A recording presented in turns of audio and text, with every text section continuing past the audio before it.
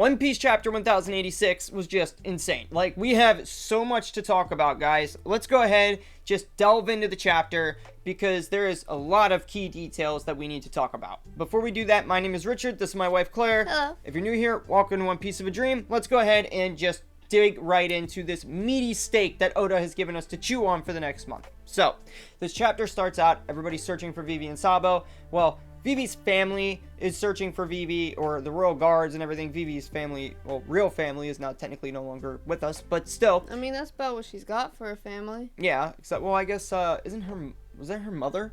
Was it Egeron's? No, I guess her mother is gone. Yeah, so yeah, Vivi's, she's an orphan now, and she has no family. But that's not the point. She doesn't even know that yet, actually, because on the ship, they snuck onto Aegis Kingdom's ship, her and Wapol, and they're waiting on Big News Morgans, the most powerful man on the planet, to come pick, Vivi and Wapol up. And why I say he's the most powerful man on the planet is because nobody can write stronger libel than him.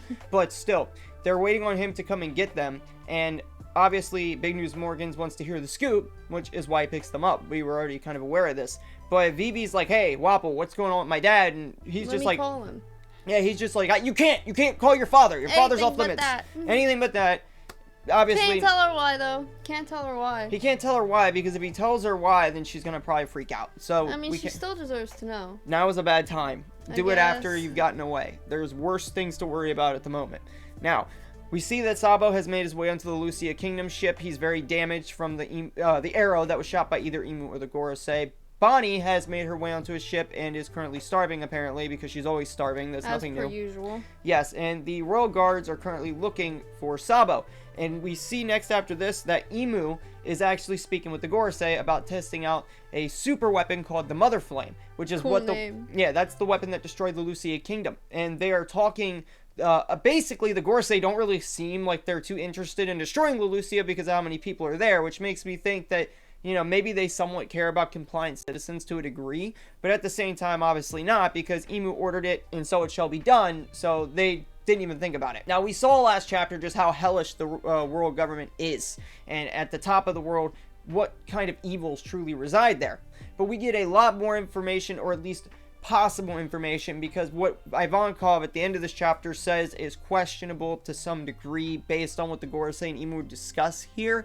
But what's discussed here is that the weapon that was used to destroy the Lulusia Kingdom is called the Mother Flame. The Mother Flame is the weapon that fired down those 16 beams of light that destroyed it all. That 16 beam of light thing is not brought up, but we do get a discussion about why Lulusia was destroyed, and it's because of the close proximity. Then the Gorosei managed to justify this by saying that they've been showing signs of rebellion lately, which they have. And we also get introduced to the Gorosei. Obviously, we've already been introduced to St. J. Garcia Saturn, but we weren't introduced to what his position was, which is apparently the warrior god of science. But we also get introduced to the environmental warrior god, St. Marcus Mars. We get introduced to the warrior god of justice, St. Topman Valkyrie, my personal favorite, because he looks like the Pringles guy. He's funny looking. We get introduced to the finance warrior god, St. Ethan Baron V. Nusujiro, which is obviously just a weird way of saying Venus. And we get introduced to the agriculture warrior god, who happens to be St. Shepherd Jupiter.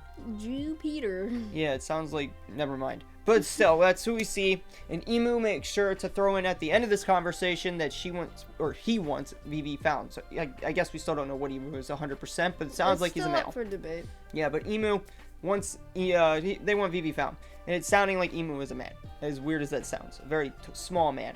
So I'm kind of wondering, since what's brought up next in the conversation between Sabo, Dragon, and Ivankov is that Imu is likely from the Nerona household from 800 years ago, the founding members of the world government. And this is where we get into the really big info, other than the last part of the chapter. But basically what's brought up here is that the Imu that is here is probably the same one that was alive back then, Imu of House Nerona, and the reason that is because there is an ability to have immortality, and basically, Ivankov is speculating, and the reason that the Five Elder Stars would listen, or Five Elder Planets would listen to what Imu has to say, and not question it, is because they try to be more like the gods that they believe they are descended from, which would be the founders of the world government, and that is certainly something that Imu would be, meaning that if Imu was immortal and the other founders are no longer with us, that Imu would then be the only one left to give orders and would technically be the top god of the world, giving orders to everybody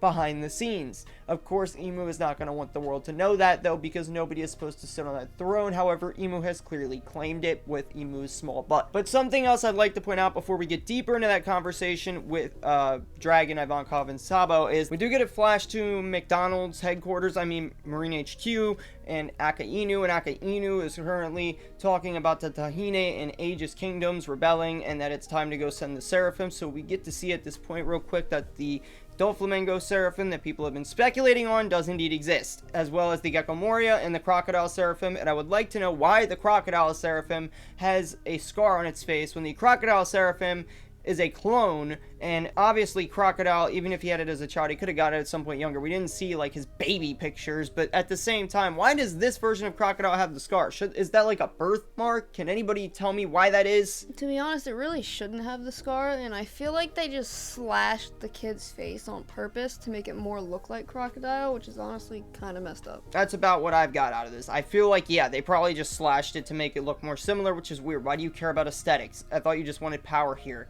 Can you not tell the difference between this Seraphim and the others? It's obviously Crocodile. We don't get to see powers or anything, but it's very apparent that they exist. And it's kind of funny because the Doflamingo Seraphim has that same evil grin that the real Doflamingo has. It's also doing that walk with its legs, like, crooked. So yeah, now it looks as though the Doflamingo Serphim is probably just an actual copy of the real one. But back to the discussion between Dragon, Ivankov, and Sabo. You see, in this discussion, it is brought up that this ancient weapon couldn't possibly, according to Dragon, be made by Vegapunk, which is the opposite of what Emu and the Gorosei say. By the way, the Gorosei wanted to test that weapon on a forest or something of the sort. They didn't want to test that weapon on an actual island at sea. They didn't know if it would work. But since it worked, now they have this weapon in their back pocket and could use it as a threat to even Egghead, which is something that they said they wanted to do, and they could use this to basically put their power down to the entire world, but we don't know what that weapon is yet. However, Ivankov speculates that this could be an ancient weapon from 800 years ago, and that since Robin said those ancient weapons do indeed exist, that is a possibility that Emu may actually possess one. However, what we've seen is that that's probably not the case, that this is a weapon that clearly Vegapunk created,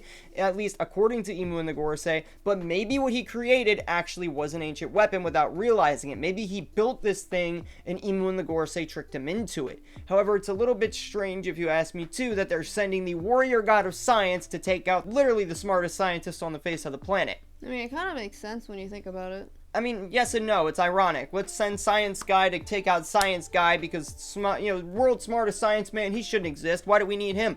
Let's go send this warrior god of science. He knows everything about science. Let's just go send him down there. Then tell me this. If he's so smart, why ain't he making the Vegapunk weaponry? Why isn't he the one with the lab?